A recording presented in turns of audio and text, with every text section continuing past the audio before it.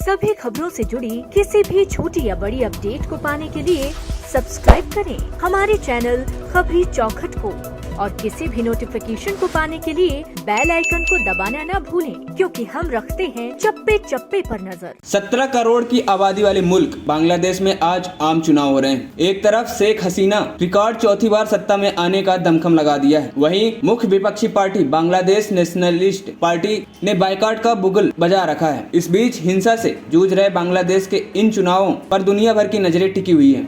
भारत और चीन ही नहीं बल्कि रूस से लेकर अमेरिका तक की दिलचस्पी बांग्लादेश के चुनाव में बनी हुई है। लेकिन बांग्लादेश के चुनाव में इन सुपर पावर देशों की इतनी दिलचस्पी की वजह क्या है, इसका जवाब जानने के लिए इन देशों के हितों को समझने की जरूरत है। युद्ध की जमीन से 1971 में जन्मे बांग्लादेश का 52 सालों का इतिहास किसी से छुपा नहीं है। संघर्षों की दहलीज पार कर इस मुल्क की अर्थव्यवस्था 400 अरब डॉलर के पार कर गई है। बांग्लादेश आज आर्थिक और भू राजनीतिक रूप में ऐसे मोड़ पर खड़ा है जहां दुनिया की कई कद्दावर देश उसकी तरफ कदम बढ़ा रहे हैं। जब भारत अपने पड़ोसी मुल्क बांग्लादेश की तरफ देखता है तो इस तथ्य से इनकार नहीं किया जा सकता कि 1996 से 2001 तक और फिर 2009 से लगातार भारत को बांग्लादेश की सुरक्षा एजेंसियों में सहयोग मिला है। बांग्लादेश की शेख हसीना सरकार ने अपने देश में भारत विरोधी गतिविधियों पर लगाम लगाने के प्रयास किए हैं। बांग्लादेश चुनाव के नतीजों पर यकीनन भारत के साथ उनके संबंधों पर असर पड़ने वाला है। प्रधानमंत्री शेख हसीना की अगुवाई में 14 पार्टियों का गठबंधन विपक्षी दल बीएनपी और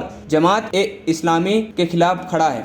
इसे एक तरह से विचारों की जंग कहा जा सकता है। बांग्लादेश की शेख हसीना सरकार को लंबे समय से भारत का समर्थन मिल रहा है। इसकी वजह है कि शेख हसीना की अवामी लीग सरकार देश में चरमपंथी और कट्टरपंथी तत्वों पर लगाम लगाने में काफी हद तक कामयाब रही है। कहा जा रहा है कि अगर विपक्षी पार्टियां, विशेष रूप से इस्लामिक पार्टियां सत्ता में आती हैं तो बांग्लादेश में अराजकता फैल सकती है और इसका भारत के हितों पर भी असर पड़ सकता है। यही वजह है भारत चाहता है कि अवामी लीग में एक बार फिर चुनाव जीतकर सत्ता में वापस करे। भारत और बांग्लादेश सिर्फ पड़ोसी मुल्क नहीं बल्कि अरब पार्टनर्स भी हैं। शेख हसीना जब 2022 में भारत दौरे पर आई थी, उन्होंने कहा था कि हमें नहीं भूलना चाहिए कि भारत ने हमारी आजादी में कितना बड़ा योगदान दिया है। वह इससे पहले ही भारत को बांग्लादेश का टेस्टेड फ्रेंड, परखा हुआ दोस्त बता चुकी हैं। भारत भी अपने पूर्वोत्तर राज्यों की सुरक्षा संबंधी हितों के लिए बांग्लादेश पर भरोसा करता है। यह वजह भी है कि भारत ने पूर्वोत्तर राज्यों में हिंसा और घुसपैठ करने वाले जिहादी संगठनों पर बांग्लादेश समय समय पर चाबुक चलाता रहता है। ऐसे में कह सकते हैं कि भारत और बांग्लादेश के हित में